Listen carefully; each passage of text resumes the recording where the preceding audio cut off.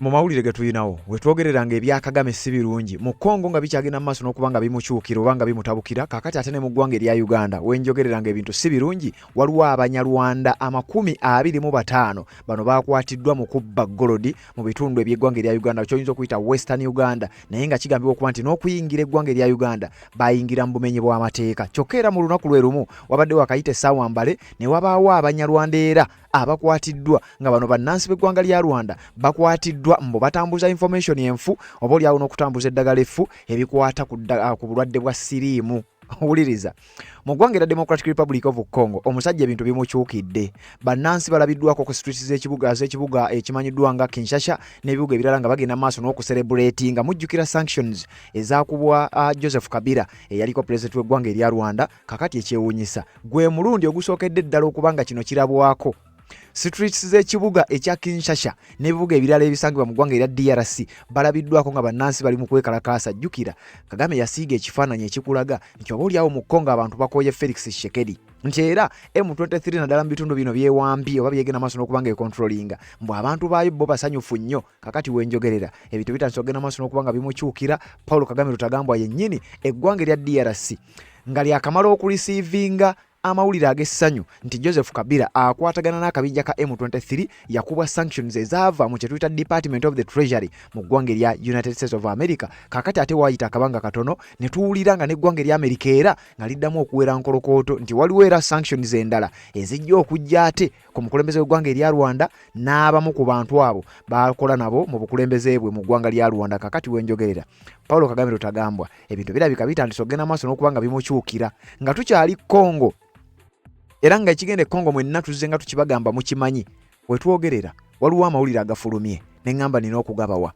kooti ey'e Masaka kye bayita Masaka Magistrates Court emaze okukonvikitinga bannansi b'e Rwanda 2 oba Abanyarwanda 2 mbu bano baspreadinga kye bayise misleading information about HIV omu bamuyita Festo Katanye Mugabe wa myaka 37 omulala bamuyita ava mu kitundu ekimanyiddwa nga Kanombe mu ggwanga lya Rwanda simanya Nyarugunga mu kibuga Kigali ono gye yava najja mu ggwanga erya Uganda atambuza information enfu ku kawuka ka siriimu omulala bamuyita Nathan Karamuzi Kadogo wa myaka 28 ono naye ava saidi zeeyo bano babasalidde omusango ngenda bikutegeeza nkubuulire naye ekibonerezo tekitegedde bulungi nnyo babasalidde ekibonerezo ekigambibwa okuba nti kigenda mu maaso n'okubanga bakifeesinga olw'okusaasaanya amawulire amafu kubikwata ku siriimu bakawuka ka siriimu mu ggwanga erya Uganda bakwatiddwa bali mu bitundu by'e Masaka bagenda maaso n'okubanga bawera ennemba n'ebyo kyokka era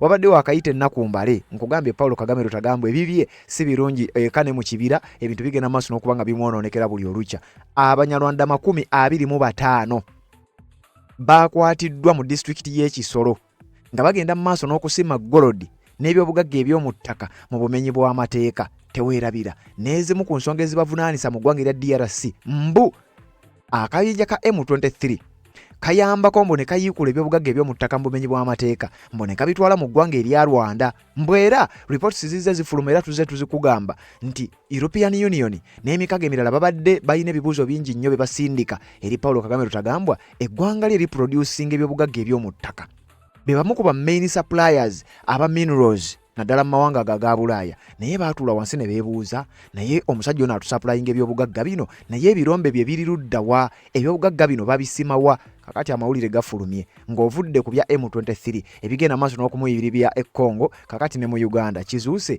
25 bakwatiddwa in fact babadde 28 naye nga kuliko bannayuganda 3 bannansi b'eggwanga erya Rwanda babadde 25 nga bogenda ogenda maaso n'okubanga obitegeera kubanga mbikuleetedde kyokka zibadde teziri busa nkugambye era ekiwandiiko ekirala ne kifuluma Paulo Kagame ensi emwetandise okubanga emwegaana batugambye nti okuwa sanctions Joseph Kabila kyongedde obulabe era kyongedde obunkenke eri akabinja ka M23 ng'ovudde ku bannansi abali mu kucelebratinga mu ggwanga erya Congo kuba ngenda bakulaga gwe sigala ku vidiyo eno byonna ogenda biraba ng'ovudde ku bannansi abali ku streets z'ebibuga ebyenjawulo mu Congo nga bali kubanga kuyite kwekalakaasa nga bali ndoza babiyita bikujjuko nga bayisa ebikujjuko ebyokumukumu balaga essanyu lyabwe eri gavumenti y'eggwanga erya America eri obukulembeze bwa president wa America Donald Trump eri kye bayita Department of the Treasury abakwata sanctions package ey'envumbo ne bazikuba Joseph Kabila. Kati bannansi mu ggwanga lya Congo bagamba bino tubigoberera, tubadde tulaba emikutu nga Red Zone TV ne Shama App ne Shama Fat D nga bagenda maaso no bitugamba tubadde tubigoberera. Kakati we twogerera ebintu bitandise okubanga bibatabukako. Batugambye Kabila sanctioned, Kagame and M23 lose key financer. Okusinzira kuba experts bagamba nti okukuba Joseph Kabila sanctions, Kagame n'akabinja aka M23 baluzinze key financer abadde avujjirira omu ku babadde basinga okuteeka omusimbi omungi ennyo mu kabinja kano aka M23. Babagulira zi drones ze badde bakozesa okukuba amagye ga Congo, babagulira buli ekyetaagisa, babasasulira bitongole by'amaanyi ne bibakolera training ey'amagye yabayekera abo. Kakati wenjogerera kigambibwa nti kati bamaze okubanga bafiirwa kinene nnyo, era Paulo Kagame tutagambwa si birungi gano nga gakafuluma bagenda okuli ate ne ku streets. Bannansi bali mu kusagambiza basaba eggwanga lya America mwongere okuleeta sanctions endala. Bano abasajja twabakoowa babadde bali mu ku streets ez'enjawulo bagezaako okulaba nga balaga eggwanga lya America tuli wamu n'omukulembeze w'eggwanga lya America Donald Trump n'abamu ku bakungu okuva mu kye tuyita Department of the Treasury abakwata sanctions ne bazikuba M23 ne bazikuba amagye g'eggwanga erya Rwanda. Ate ne wayita akabanga ne mukwata sanctions endala ne muzikuba Joseph Kabila. Tuli basanyufu nnyo ffe nga bannansi b'eggwanga erya Congo. Kakati nno n'olwekyo tusaba musigale nga mugenda mu maaso n'okubanga munyigiriza abakulu bano. Kakati Paulo Kagame tutagambwa ebintu ne bibanga si birungi ku sayidi ye.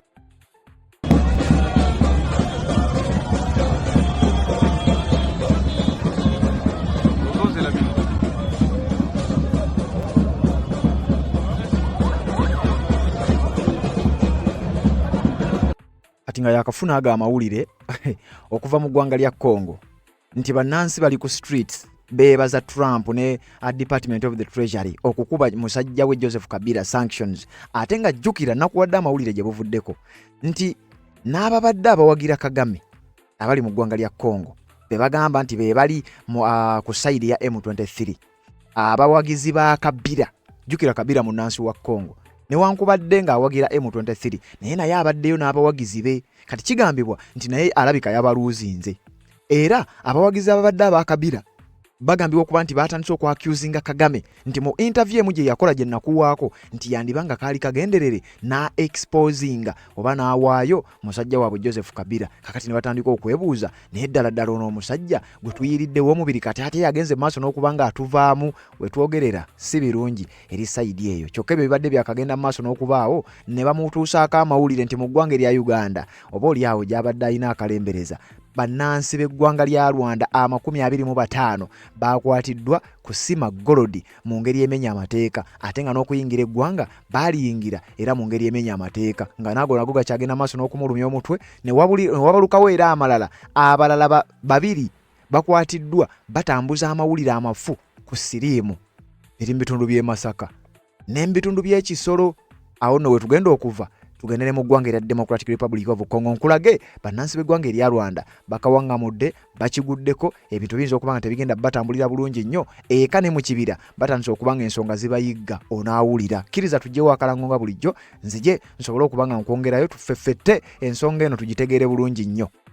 Nsonga z'obufumbo olina omwami naye ng'akutawaanya, olina omukyala ng'akutawaanya, bajja ne bakwagalako ne bagenda. Gwe alina ebizibu mu byenfuna nga ssente zikuyita mu ngalo, w'oteeka ssente zifa bufi b'owola tebazza. Gwe aloota ng'ogwa mu nnyanja, gwe alumizibwa omutwe nga guganja okuwona, naawe aloota ng'ebintu bikozesa ensonga z'obufumbo. Nina ekifo ku mugga awali amayinja wennyambulirako ebisiraani, ekikwa, ekifiiriza, omudibo, obutaganja, obutaweebwa. Nzijanjaba abantu ab'enzikiriza zonna, nsiŋŋaanibwa njeru ku lw'ejjinja. Gwanjagala kuba ku nnamba yange eyo wali ewala ennyo yita ku WhatsApp. Yes, webale kubanga okyaliko yonna gy'osinzira okubanga gy'otulabira naddala gwatambula naffe ku mikutu gyonna, omukutu gwa Red Zone TV bwe tutyo ne ku mukutu ogwa Uganda 24 live. Tugenda kubanga tukuwa amawulire ge weetaaga okubanga omanya. Nakugambe buli kaseera tulina okubanga tufeffettako sayidi z'e Congo tusobole okubanga tukutuusaako ebiva sayidi eyo. Jjukira ono ewali akabinja k'abayeekera aka M23 kano tukamanyi bulungi nnyo kayambibwako Paulo Kagame Rutagambwa. Kyokka ate nga waliwo ne reports ezaafuluma gye buvuddeko nga ziraga nti n'eggwanga erya Uganda lyandiba nga nalyo erimu ku abo abagenda maaso n'okubanga bawa obuyambi abayeekera bano aba M23. Kati we twogerera omukulembeze w'eggwanga erya Democratic Republic of Congo oyo nga si mulala ye Felix Tshisekedi Tshilombo, we twogerera nga ye alabika asekera mu kikonde oluvannyuma lw'okuba nti omu ku basajja baasingira ddala obutayagala ebintu bitandise okuba nga bibonoonekera si mu Congo mokka wabula nkugambye eka ne mu kibira. Paulo Kagame Lutagambwa ebintu si birungi nnyo ku saidi ye nga bw'ogenda ogenda maaso n'okuba nga owulira. Tugenda kutandikirako mu ggwanga erya Democratic Republic of Congo.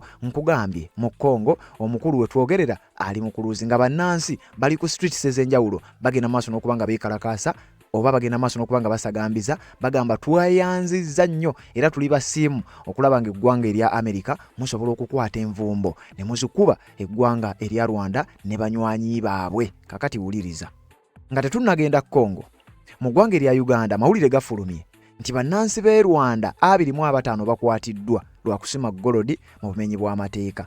Kyokka ate ne wabaawo abalala 2 bakwatiddwa nga bano beeki bakwasizza kutambuza fake news oba false information ku nsonga za HIV. Kakati njagala owulirize bano bannansi b'eggwanga lya Rwanda wano wenjagala lino doza lyemba ntandika nalyo. Wuliriza okusinziira ku mukutu gw'amawulire gwa Daily Monitor nga batugamba nti the Masaka Magistrates Court has convicted 2 Rwandan nationals for spreading misleading information about HIV/AIDS. Nti kooti y'e Masaka emaze okukonvikitinga Abanyarwanda 2 okutambuza oba okuspreadinga misleading information mu bugenderevu. Simanyi bano baba bagenderedde kinti mu bugenderevu batambuzza amawulire ag'obulimba, amawulire ag'ekiyaaye ku nsonga za HIV. Oba ekigendererwa kya kulwaza Abannayuganda, oba ekigendererwa kibadde kyaki, naye nga batugamba Festo Katanye Mugabe 37 from Kanombe Nyarugunga in Kigali and Nathan Karamuzi Kadogo 28 of Kalwazi Cell in Kyotera district pleaded guilty before grade 1 magistrates Abdallah Kaiza. Uliriza kubano bali 2 bo kuliko omu ye Festo Katanye Mugabe wa myaka 37 ava mu kitundu kye bayita Kanombe Nyarugunga mu kibuga Kigali eky'eggwanga erya Rwanda era munnansi w'eggwanga erya Rwanda. Omulala bamuyita Nathan Karamuzi Kadogo wa myaka 28 ono abadde abeera Kalwazi Sero mu district y'Ekyotera naye ng'ate munnansi w'eggwanga erya Rwanda. Bano bakkirizza omusango mu maaso g'omulamuzi wa grade w'omulamuzi asookerwako amanyiddwa nga grade 1 magistrate Abdallah Kaiza. Omusango bo bennyini bagukkiriza nti kituufu ow'ekitiibwa omulamuzi omulango omusango twaguzizza. Wuliriza.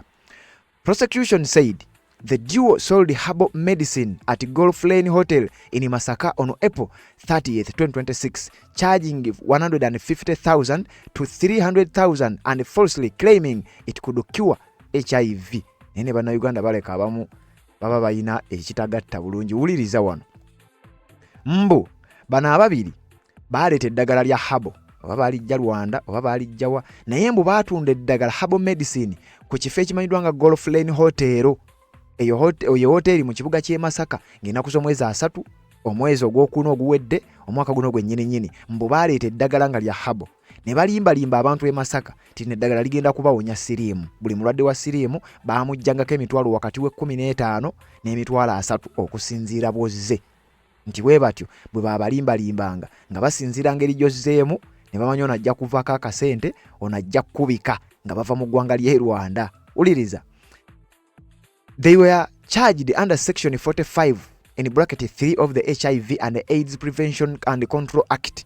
The court has sentenced each to 3 years in prison or a fine of 300,000 Ghana shillings, noting their guilty plea. The herbal medicine was handed to the National Drug Authority for analysis. Uliriza. Uganda ekalubye. Ugambye Kagame bamuyigoba embeera etandise okuba nga emutabukako ekane mu kibira. Batugambye Abanyarwanda bano ababiri babakyajinze wansi wa akawayira akaana mu 5 mu mateeka agafuga okukontrolinga n'okuziyiza akawuka ka siriimu. Kooti ebasalidde buli omu asibwe emyaka 3 mu kkomera n'okusasula emitwalo 3 egya siringi za Uganda oluvannyuma lw'okuba nti nabo bennyini bakkiriza omusango. Era kooti eragidde eddagala lino lye babasanze nalyo ne balitwala eri ekitongole ekivunaanyizibwa ku byamadagala ekimanyiddwa nga National Drug Authority bongera odyetegereza nti oba oliawo liyinza n'okuba nga libadde lirina n'obulabe oba n'ebigendererwa ebirala. Kakati Abanyarwanda babiri ne bagenda maaso n'okuba nga bakwatibwa era ndowooza wano kankakuwe tugende mu maaso obeere ng'obiraba bulungi nnyo. Bibadde Masaka. Festo Mugabe, Kotanyi and Karamuzi Nathan, you are all first offenders. Have pleaded guilty and prayed for forgiveness. Prosecution has prayed for a maximum sentence. Since the accused did acts that are misleading to the public and are harmful. I have considered both mitigating factors and aggravating factors in this case. The accused deserve a punishment that can deter others from doing similar acts.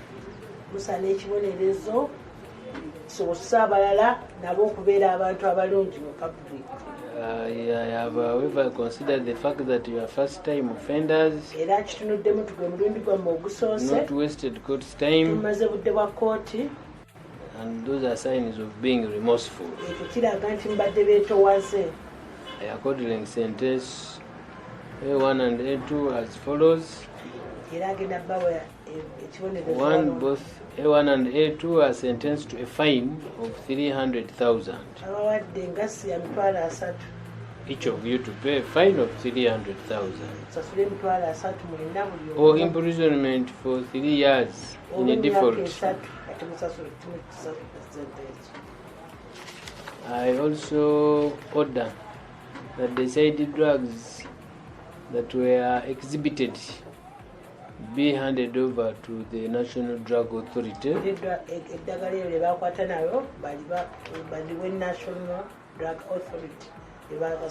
for examination and destruction. And destruction where applicable. Right of appeal, you can appeal the sentence.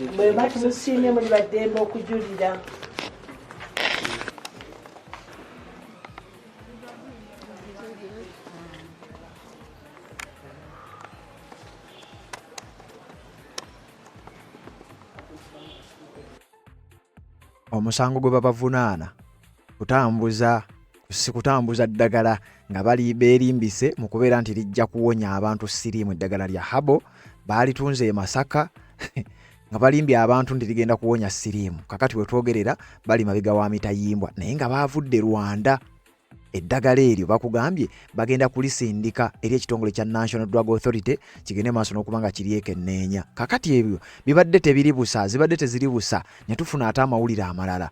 Era bannansi b'eggwanga lya Rwanda 25 bakwatiddwa era mu Uganda nga bano be ekibakwasizza kuyiikuula golodi mu bumenyi bw'amateeka. Basima golodi nga tebakkirizibwa kyokka ate nga n'okujja mu Uganda bakola ebyo era nga naye nzija gye bajjamu era yali tetegeerekeka. Amawulire gano gaafulumye. Njagala okutegeeza Paulo Kagame Rutagambwa ekimugoba si kintu kyangu kubanga ne mu ggwanga lya Congo gye gimu ku misango ekigenda maaso n'okubanga gimuvunaanibwa. Kakati wuliriza nga sinaba kubanga neeyongerayo, njagala tusooke tuyiteeko mu kiwandiiko kino okitegere bulungi nnyo. Nkugambye bannansi b'eggwanga lya Rwanda 25 bakwatiddwa lwa kubeera nti bajja ne bayiikuula golodi n'ebyobugaga eby'omu ttaka mu ggwanga lya Uganda nga tebalina lukusa kyokka nga n'okuyingira mu Uganda baagiyingira mu bumenyi bw'amateeka. Wulira bulungi. Okusinziira ku kiwandiiko ekyafulumidde ku mukutu gw'amawulire ogwa Daily Monitor era nga batugamba nti 25 Rwandans arrested for illegal mining in Kisoro. Bannansi b'eggwanga oba Abanyarwanda 25 bakwatiddwa mu disitulikiti y'e Kisoro nga bagenda maaso n'okusima golodi n'ebyobugagga ebirala mu bumenyi bw'amateeka.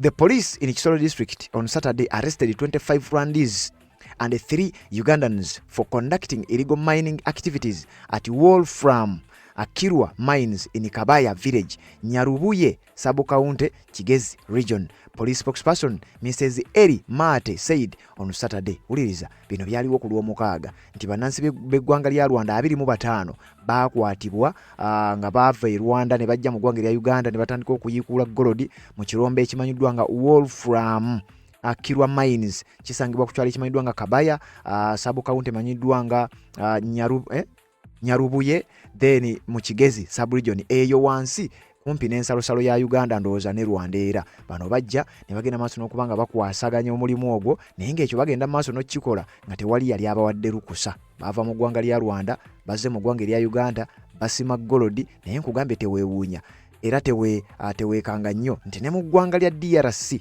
ezimu ku lipooti ezibadde zifuluma nti akabinja ka M23 kye kabadde kasinga okukolayo kwe kusima golodi, ne bagenda maaso n'okuba nga bamuyingiza either mu ggwanga erya Rwanda oba ne mu ggwanga erimu eririraanyeewo, ne babeera nga bamutunda. Olwo ggwanga lya Congo ne ligenda maaso n'okuba nga lifiirwa. Kakati Congo kyebadde efiirwa ne Uganda kirabika kyebadde etandise okuba nga efiirwa, naye ate ng'eno si M23. Wuliriza, naye teweerabira. Gashumba yagamba prepare for M23 in Uganda. Tolowoozaamu oba nti wayinza okubaawo ekigenda mu maaso. The Rwandan suspects reportedly illegally entered the country through porous entry points to access the government facility. The arrest followed an intelligence report. Nti bano bannansi b'eggwanga erya Rwanda abakwatiddwa bayingira mu Uganda nga bayita ku points obwenjawulo okwegamba nga balinga abatoloka, bayingira illegally mu bumenyi bw'amateeka. Ne batetenkanya butya bwe bayingira mu government facility eyo oba ekirombe ekyo ekigenda maaso n'okuba nga kiyiikulwamu golodi. Era oluvannyuma lw'okubakola intelligence yeemala ne wabaawo lipooti eyaweebwa ab'ebyokwerinda ne bategeera nti waliwo abaavudde e Rwanda bayingidde bali mu kuyiikuula golodi mu ggwanga erya Uganda. Ekisooka ekikolwa kye bakola nga tekikkirizibwa, bakikola illegally. Ekyokubiri nga n'okuyingira obuyingizi bayingira illegally. Kakati no ne biboonoonekera. Mr. Mate said, ono mukulu wa poliisi oba mwogezi wa poliisi, at the beginning of this year there were reports from local authorities that suspected Rwandan nationals were illegally mining wolfram at Kirwa Mines in Kisoro district. Wolfram ndoza kyabugagga oba kubanga wano batugambye, omwogezi wa poliisi yagambye nti baafuna intelligence, baakola okunoonyereza ne bafuna amawulire nti waliwo bannansi b'eggwanga erya Rwanda abayingira mu ggwanga erya Uganda naye nga bayingira mu bumenyi bw'amateeka, nti era bagenda maaso n'okuyiikuula wolfram ku kirombe ekimanyiddwa nga Kirwa Mines ekisangibwa mu district y'e Kisoro. N'agattako, on May 2nd, the police in Kisoro carried out an intelligence-led operation where 25 out of 28 illegal miners arrested were Rwandans. Nti era bagenze maaso n'okukola okunoonyereza ne bakola ebikwekweto ne bafeffetta, bagenze okukizuula nga ku bantu 28 abakwatiddwa nga basima golodi mu bumenyi bw'amateeka, 25 bannansi b'eggwanga erya Rwanda nga kuliko bannayuganda 3 bokka.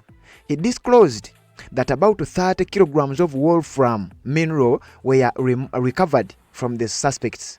Nti okumanya bano baali babbye era nga golodi bamusimye, nti we babakwatidde bano 25 ku 28 nga 25 bannansi b'eggwanga lya Rwanda, nti bano we babakwatidde babasanze n'ekyobugagga kino ekimanyiddwa nga wolfram era nga bayina ba suspects babasanze n'ebizibiti bannansi b'eggwanga erya Rwanda ne babakwata.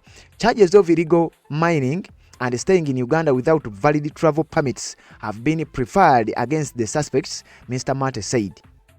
In another security operation, Mr. Mate said 6 suspected habitual criminals were arrested in Rwanda district, while 1 person was arrested on the allegation of murdering a 2.5-year-old baby in Kanungu. Bino birimu n'abalala abakwatiddwa ku nsonga z'okutta omuntu naye onaawulira. Bino nno bigenda maaso mu Uganda kyokka nga ne mu Congo abakulu ebintu bigenda maaso n'okubeera nga biboonoonekera. Gavumenti y'eggwanga erya Uganda ku mulundi guno ekoze the unthinkable. Abanyarwanda 25 bakwatiddwa olw'okuyiikuula golodi mu bumenyi bw'amateeka, bagatte ku Banyarwanda bali 2 benkugambye abakwatiddwa olw'okutunda habombo agenda kuwonya abantu siriimu ne bigenda mu maaso n'okuba nga bibatabukira. Ugandan authorities have arrested 25 Rwandese nationals and 3 Ugandans for engaging in illegal mining in Uganda's southwestern sub-region of Kigezi. Police said that the suspects were allegedly conducting illegal mining activities at the Wolfram Kirwa Mines in Kisoro district. Authorities say the 25 Rwandans illegally entered Uganda between late 2025 and early 2026 and went specifically to the government-owned mine site, which is high-grade tungsten ores. Kigezi locals informed police about their alleged illegal mining, and on Saturday, May 2nd, law enforcement officers went to the site and arrested the suspects. Police said that 30 kilograms of wolfram mineral were recovered from the suspects. Wolfram is commonly known as tungsten. Uganda holds significant tungsten mineral potential and operates notable, although small-scale mines. The 25 Rwandese nationals under custody were charged with illegal stay in Uganda and engaging in illegal mining activities, while the 3 Ugandans faced illegal mining charge only. Rwanda shares a 170-kilometer border with Uganda. In recent times, Uganda has ramped up surveillance to keep off foreigners from illegally staying in the East African nation of 46 million people.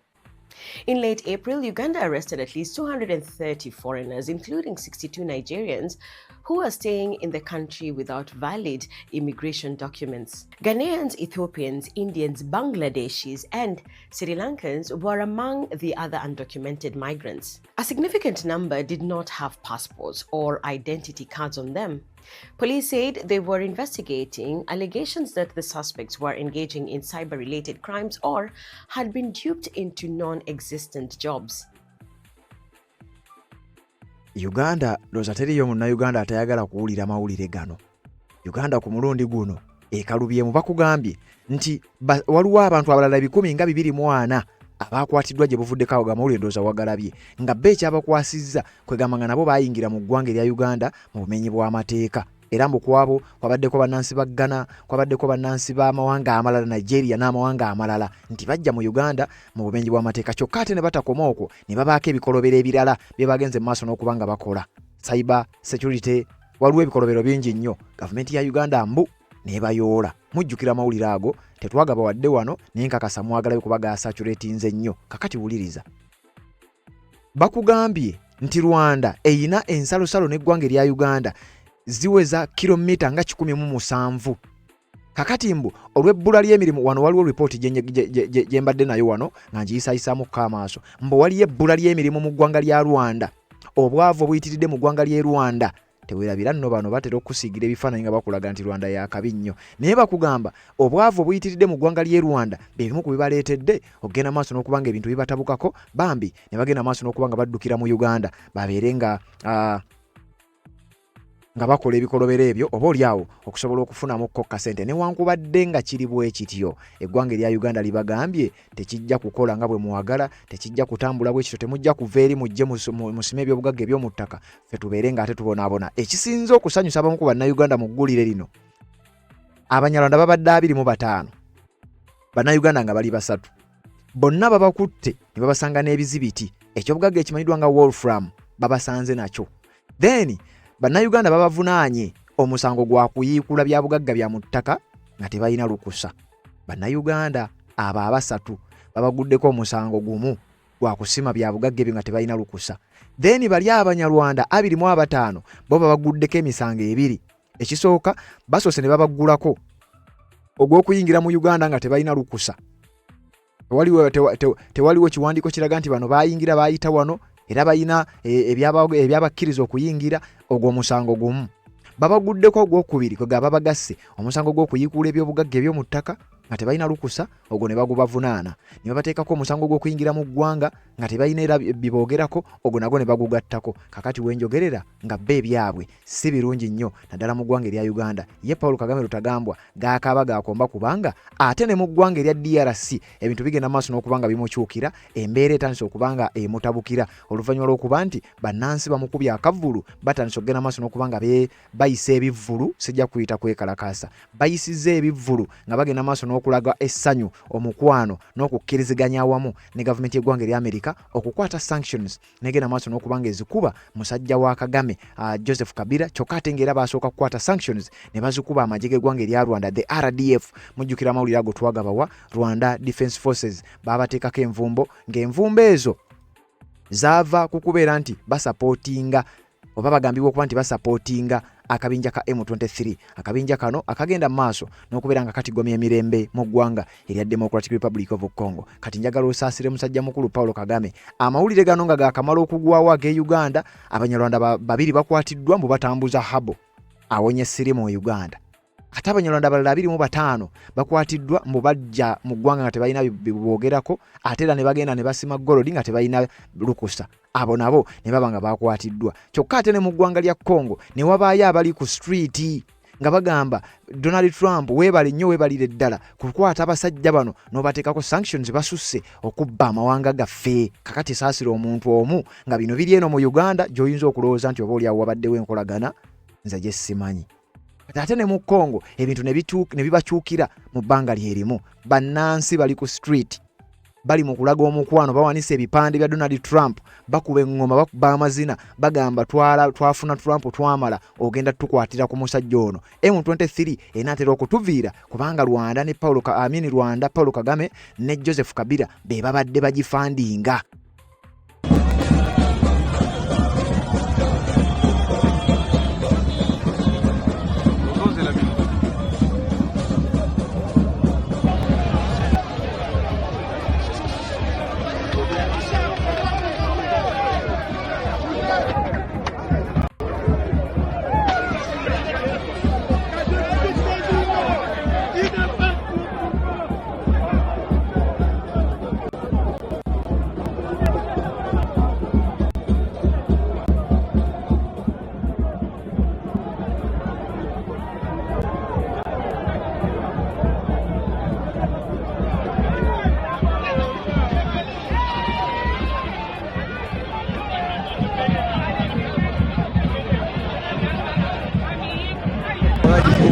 Tomber Kinshasa, a fait tomber la RDC. Les combats diplomatiques et son fils biologique et son fils politique, Félix Antoine Tshisekedi Tshilombo, vient de triompher. Raison pour laquelle nous marchons pour soutenir les fils biologiques et politiques de Etienne Tshisekedi Wamulu. Nous sommes là. L'IDPS, à travers son secrétaire général, le président Aïe, vient de faire tomber la ville. Nous sommes là. Il n'y a aucune discussion. Bravo à Augustin Mwanabouté. Nous sommes là. Nous marchons parce que les amis qui pensaient donner conseil à l'ancien président Kabila, qui pouvait revenir au pouvoir, qui pouvait barrer la route à la fois du changement de la Constitution.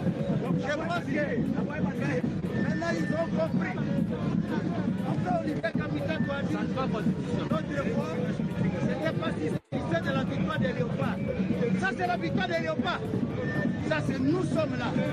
Nous marchons pour ça. Il n'y a pas match. Il n'y a pas match. Les terrains balisés. Les professeurs, Bonango, il va faire la loi sur les référendums. Et nous serons là. Nous allons changer la constitution où il se trouve l'accord de l'Émirat. La constitution où il y avait des belligérants. Bravo à Félix Antoine Tshisekedi Tshilombo pour son combat diplomatique et politique. Nous y sommes. Discours politique. Kati abo bannansi b'eggwanga lya Congo nga bagenda maaso n'okwekalakaasa, bagenda maaso n'okuyisa ebivvulu streets ez'enjawulo mu kibuga Kinshasa n'ebibuga ebirala byonna ebiri awo ebinenenene okwetolola eggwanga lya Congo. Bano mu kukikola bagamba nti bano abasajja bababbidde ebbanga, bano abasajja babatuusizzaako ebikolobero bingi nnyo era bagamba si bamativu n'akabinja ka M23 wabula nti babadde nga babimanyi bo nti Paul Kagame tutagamba n'amajeege be bali mu kusapootinga okufacilitatinga n'okuyambako aba M23 abali mu kugenda maaso n'okubatulugunya. Kakati nga report zikyatambula zigenda maaso n'okulumiriza bino naye nga tewaliwo nnyo bukakafu. Eggwanga lya Amerika lyasooka ne likwata sanctions ne bazikuba amagye ga RDF, Rwanda Defense Forces, mujjukira sanctions ezo envumbo ze babateekako twazikunnyonnyola obanga obadde ogoberera. Kakati oluvannyuma lwa sanctions ezo waayise akabanga katono omukulu ono n'akola interview emu ku mukutu ogumu. Mu interview eyo munnamawulire ndowooza yali mupimi yamubuuza ekibuuzo ku nsonga za Joseph Kabila. Kagame n'amubuuza nti naye Joseph Kabila ono omulowooleza ki? Abamu bagamba okwatagana naye, abalala bagamba gwe okola otya. Kagame n'akyogera ku mpewo nti nze Joseph Kabila n'abalala abalinga ye nga bagenda mu Eastern Democratic Republic of Congo kufaafaagana na Tshisekedi, sisobola kuba ma passage, sisobola kubagaana kuyita wano babeere nga bagenda mu Congo. Ekyo bannansi abawagizi ba Kabila bakirabanga ono Kagame yali ali mu ku-exposing omuntu waabwe. Jukira bali si Banyarwanda wabula bannansi ba Congo baali bawagira Joseph Kabila olw'ensonga nti yaliko president already. Kakati bakabilists abasigala nga bawagira Kabila baalabanga Kagame awaddeyo Kabila waabwe, era ekyo tekyabasanyusa yadde akatono, ne bagenda maaso n'okuba nga bateekawo embeera. Kakati abo nabo abasinga obungi bagamba nti Kagame baamuvaako dda, era nabo kati bali ku sayidi eya Felix Tshisekedi olw'ekyo ekikolwa Paul Kagame kye yagenda maaso n'okuba nga akola. Kitegeeza Kagame yeeyiwa amanda mu mbugo, yakendeeza n'obuwagizi obutono bwe baali balina newankubadde nga tebwaliwo, nti naye obwo obutono obwaliwo yabukendeeza olw'ekikolwa ekyo kye yagenda maaso n'okuba nga akola. Kakati we twogerera ebintu nga bikyali bwe bityo, ebigenda maaso n'okuba nga bibayigga ne mu ggwanga erya Uganda bitandise okuba nga bituuka. Kigambibwa nti ensonga y'emu eby'obugagga eby'omu ttaka, golodi n'ebirala n'ekirala ky'owulidde kiri eky'obugagga kye nkugambye nti ne mu ggwanga lya Congo reports zifuluma nga ziraga nti bano egimu ku mirimu gye bakola aba M23 nga bagikolera Paul Kagame ne basajja be abalala bagenda maaso n'okuba nga bafacilitatinga M23 kubbayo bya bugagga bya mu ttaka. Wulira wano. The M23 rebel group has recently been accused by the Chinese-owned mining company Twangiza Mining of looting at least 500 kilograms of gold bullion from its concession in the South Kivu province of the Democratic Republic of Congo. Kakati nno bino biba bituufu, bano abasajja babbi bakugamba abachina bennyini. Jukira China erabikanga eri ku sayidi ya Rwanda, naye ate kyewuunyisa era kikubye enkyukwe nti ripooti eno egamba oba ekiwandiiko kino kigamba nti China yennyini eri mu kwemulugunya era eri mu kwebuuza lwaki bano abasajja babbi aba M23 mbu babba gold bullion kilograms 500. Nego manyi kilo ya gold emu obusente obuwanana bwegula. Kati abasajja babba gold bullion kilograms 500, kitegeeza half ya tani. Naye mbu bagibba, waliwo kampani y'Abachina, mining company, balina ekirombe kye baatuuma Twangiza Mining, kiri eyo mu bitundu ebya South Kivu, eyo mu South Kivu side eyo. Kati balinayo golodi mungi nnyo nga Abachina be balina contract ezimusima, wabula kyabajja enviri ku mutwe nga balaba ataba M23 bamubba. Kyokka ate bagenda okunoonyereza M23 nga Rwanda yemuli emabega, bagenda okunoonyereza nga M23 byebba ebisinga obungi bikumpi ebitwalira Rwanda, wanono ne bagenda maaso n'okuba nga basoberwa, ebintu ne bigenda maaso n'okuba nga bibasobera, era ne bategeera nti mu butuufu aba M23 n'eggwanga lya Rwanda banono si bangu. Wulira wano. The looted gold is estimated to be worth approximately $7 million at current market prices. Nti bwe tuba tusinzidde ku katala akaliwo ebyobugagga eby'omu ttaka M23 ng'eyambibwako Kagame bye yabba ku Bachina, kyokka nga Bachina babadde minywanyi gye, bibalirirwamu obukadde bwa $70 million. Ezo sente nyingi nnyo. The M23 rebels reportedly seized the Twangiza mine in May 2025. The company claims to have lost nearly 100 kilograms of gold every month since the takeover. Banangi golodi kilo 10 eza golodi. Bana abasajja Abachina bagamba nti okuva mu mwezi ogwokutaano 2025 aba M23 bajja ssebo ne bawamba ekirombe kyabwe. Nti era mu kirombe ekyo bana abasajja Abachina bagamba bafiirwa kilograms nga 10 eza golodi kumpi buli mwezi, oluvannyuma lwa M23 okujja n'ekiwamba. Kati ate jjukira China ye yalinga alabikanga munywanyi waabwe Omumerika azze abakubye sanctions. Kati wulira. Twangiza Mining has accused some of its own employees of aiding the rebels in the theft. Furthermore, reports indicate that the rebels are using Rwandan technicians to gather geological data to expanding mining activities at the site. Nti ekyewuunyisa uliriza naye gwe bano abasajja babbi, Abanyarwanda babbi. Ekyewuunyisa mu Rwanda yeyambako okukozesa technology n'esindikayo ne ba technicians baayo okuyambako okulaga bano ababba abawamba ekirombe kino, okubalaga kugamba okubaleta techniques ezibalaga wawe bayinza okuzuula, kugamba bagaziya ekirombe ekyo mu bifo ebirimu golodi babere nga bibasimamu. Kyokka nga waliwo ne equipments ezabbibwera. In addition to the gold, the company reported the loss of about $5 million worth of mining equipments and materials. Nti company ne yaba China gye nkugambyeko emanyiddwa nga Twangiza mining, nti bategeezezza nti bano abasajja okuva lwe bajja ne babawambako ekyo ekiromba ba M23 nti balina n'ebimu ku bikozesebwa mu kusima golodi ebigambibwa okuba nti nabyo byabula ng'ebyo ebintu bya bbeeyi nnyo era nga bibalirirwamu obukadde bwa $5 nabyo baabiwamba. Naye nga Colonel Nanga ono nga ye coordinator wa M23 yavaayo ne yeegaana bino bo tebabimanyi nako. Kyokka we twogerera amawulire gatandise okugenda maaso n'okuba nga gatambula. Kati wulira kano. United Nations investigators and the Congolese government have long accused Rwanda of backing M23 to plunder the Democratic Republic of Congo's mineral wealth, including gold, coltan and tungsten. Nti ekitongole ky'amawanga amagatte kyavaayo ne kireeta abasajja ba investigators ab'omutawaana ennyo ne bakizuula nti M23 eyambibwako Rwanda ne bagenda maaso n'okuba nga babba ebyobugagga bya Congo eby'omu ttaka ng'era bwe kibadde kitandise okuba nga kyogerebwa mu byobugagga by'omu ttaka eby'eggwanga erya Uganda. Kakati ebyo bakwatiddwa naye n'ate M23 gye bayambako okugenda maaso n'okukikola. Stolen minerals are frequently smuggled into Rwanda where they are rebranded as Rwandan exports to enter the international market. Kekali ke nkugambye nti M23 ebisima n'ebibba ng'eyambibwako Rwanda nti bye babbye mu Congo babikwata ne babismagolinga ne babituusa mu ggwanga lya Rwanda ne baddamu ne babikola kye bayita rebrandi, kwegamba Rwanda n'ebiparading oba n'ebitunda ku katale k'ensi yonna nga yeebifulumya. Kyovula bannakugamba ripooti yafuluma nga balaga nti abasajja aba amawanga agava ku lukalu lwa Bulaaya gabadde gagula ebyobugagga by'omu ttaka ebya Rwanda baatandika okuyisaawo ebibuuzo ebyewuunyisa era ebibuuzo ebikanga nti naye ddala twetegereze eggwanga lino erya Rwanda batuguza ebyobugagga be bamu ku ba main suppliers ab'ebyobugagga eby'omu ttaka naye nga ate tebalina birombe. Kakati ebibuuzo ne bitandika olwo Kagame ne bimwonoonekera. Beyond gold, M23 reportedly earns roughly $300,000 per month from mineral taxes in the coltan-rich Rubaya region. Uliriza nti ng'ogyeko golodi bano abasajja ba M23 nga bayambibwako Rwanda bafuna emitwalo nga 3 egya $3 buli mwezi, nga ssente zo bazifuna mu musolo gwe basolooza mu byobugagga eby'omutaka naddala mu kitundu kino ekimanyiddwa nga Rubaya, era ekyobugagga ekisingira ddala ye coltan bafunamu ssente.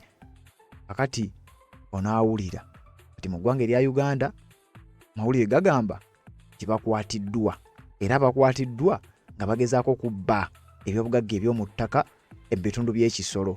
Uganda yeebakutte. Kati ekyewuunyisa kigambibwa nti bannansi mu ggwanga lya Congo zino ze zimu ku nsonga lwaki bavaayo ne beekalakaasa oba bavaayo ne basagambiza nga zino sanctions zimaze okugenda maaso n'okuba nga zibeerawo, kubanga bakimanyi bulungi nnyo akabinja ka M23 ani gwe kakolera nabaani be kagenda maaso n'okuba nga bakolera nga kaweefube waabwe wa kusuula buyinza obwa Felix Tshisekedi Tshilombo akulembera eggwanga lya Democratic Republic of Congo. Naye nga baani abo abali emabega w'abano? Abo bonna abali mabega waba M23 kuliko abakulembeze baagamu ku mawanga ageetolodde eggwanga lya DRC. Naye ng'okusingira ddala naye yaliko pulezidenti w'eggwanga erya Congo amanyiddwa nga Joseph Kabila, y'ensonga lwaki America yakwata sanctions n'egenda maaso n'okubanga ezimuwujja. Joseph Kabila takyasobola kutambula, takyasobola kukola transactions ez'enjawulo, ayina by'atakyasobola kukola. Olwo nno akabinja ka M23 ne baba nga balinga ke batemye enteegateega, era wenjogerera kino kibeera kya affectinga si M23 yokka wabula ne Paul Kagame Rutagambwa. Olwakiri kyenkugambye nti reports zitulaga nti bano babba ebyobugagga by'omu ttaka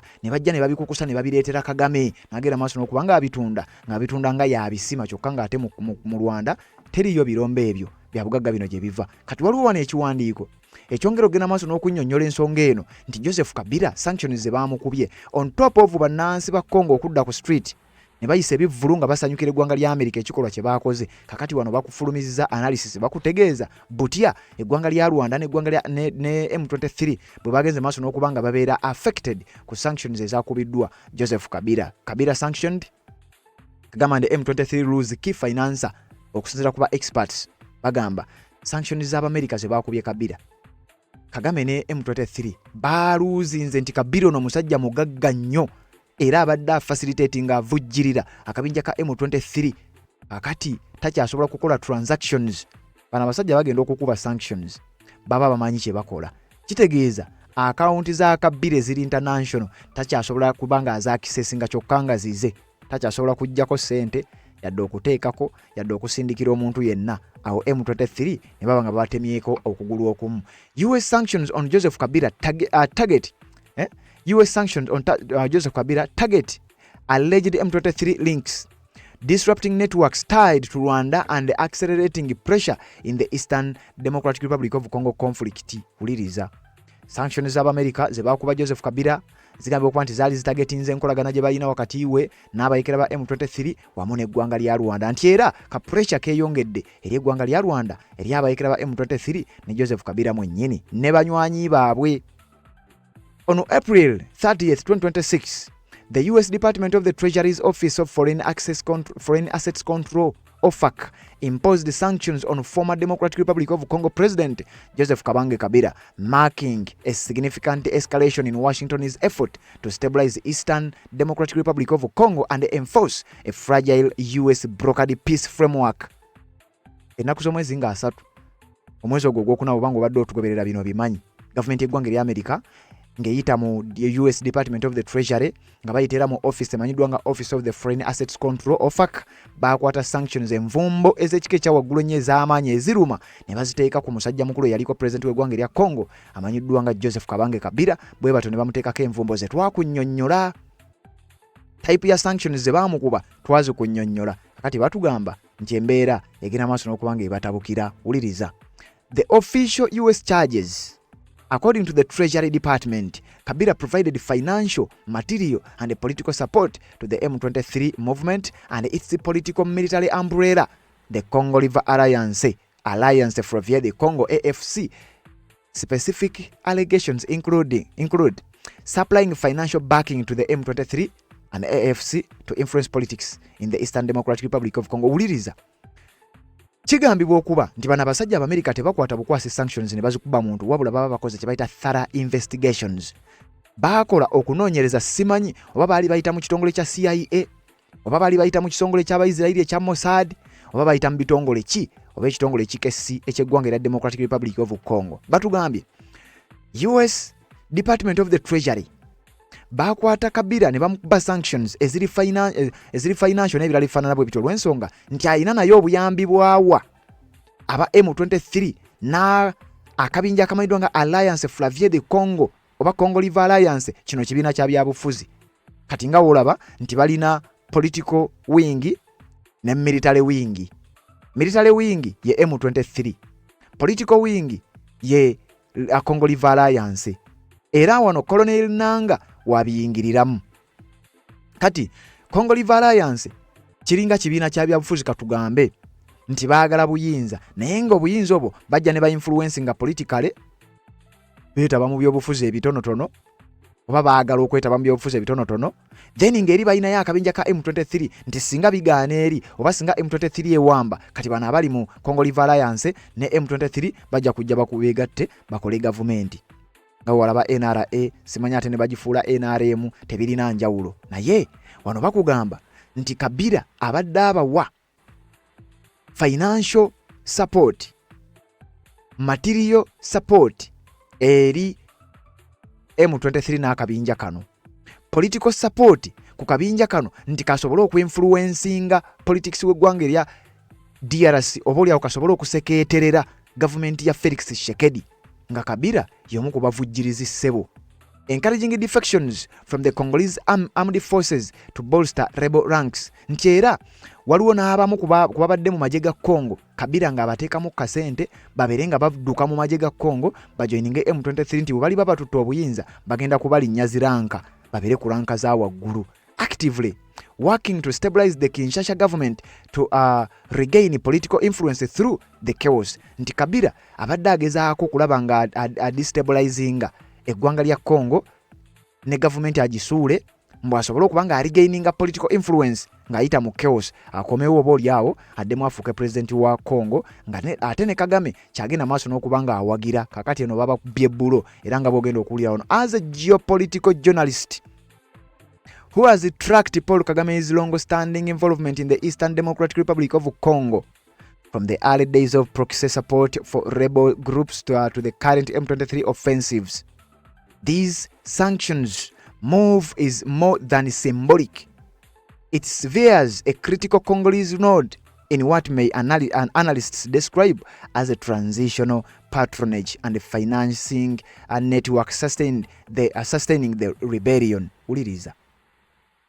Nga abamu ku bannamawulire ababadde bagoberera ensonga zino bakunnyonnyola butya sanctions zino ze baakubye Kabila bweri bulo oba bwe kigenze maaso n'okunafuya akabinja ka M23 ne influence yekagambye okuba nti gye kabadde kalina.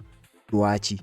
Kabila abadde omu ku ba top financiers era wano bakugambye Kabila who ruled the DRC from 2001 to 2019 and maintained significant economic interests particularly in the mining and telecommunications, brought resources, local legitimacy and high-level contacts that foreign backers like Rwanda could not replicate alone.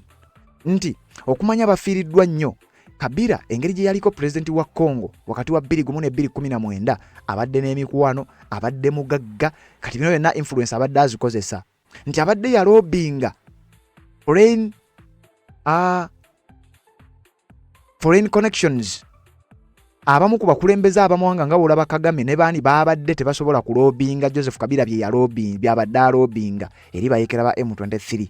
Kati nti okukwata amagye ga Rwanda n'ogakuba sanctions Kabila n'omuleka kibadde tekikosa nnyo M23 wabula abasajja America kye baakoze okukwata Kabila ne bamukuba sanctions kye kisinza okukosa M23 okusinga sanctions za Rwanda. Ekyo ne Kagame akimanyi.